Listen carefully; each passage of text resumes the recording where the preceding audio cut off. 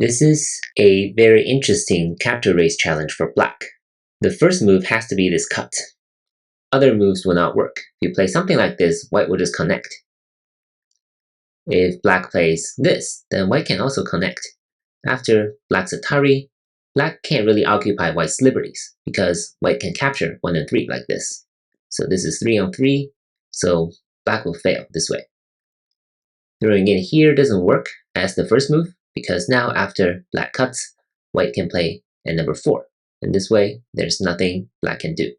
After this cut, white needs to be a little careful. If white plays something like this, then this will be very easy.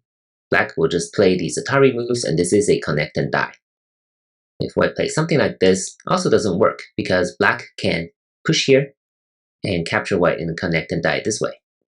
And if white sacrifices these 2 stones, still doesn't work because this connect and die still exists. White's strongest response has to be this move. Now this is getting a little trickier. What should black do? First of all, black cannot just connect because black doesn't have enough liberties left. So black wants the Atari here, seems like. But now the order really matters.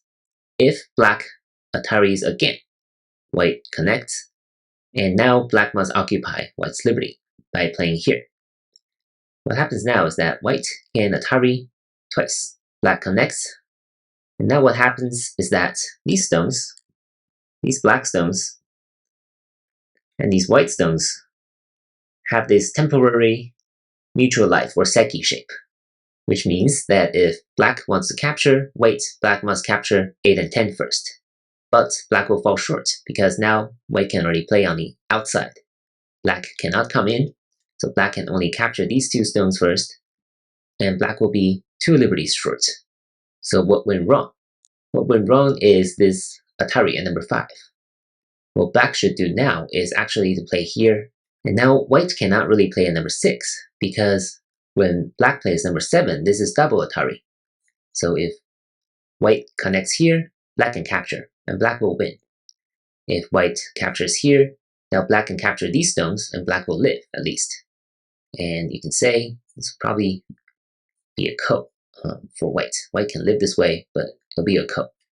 And if white's Atari's here, doesn't matter, actually. If Atari's at number 8, now black can play here, white cannot come in. So this way, white will be captured. If white plays here, it's the same. This is going to be a double Atari at number 9. If white captures here, black can succeed this way. If white connects here, then black can capture white this way. So that's what's really neat about this problem. The order really matters. Black only plays 1 Atari move at number 3, and it has to play this bend, a really neat move, at number 5. Hope you enjoyed this challenge, and I'll see you in the next one. Thank you for watching.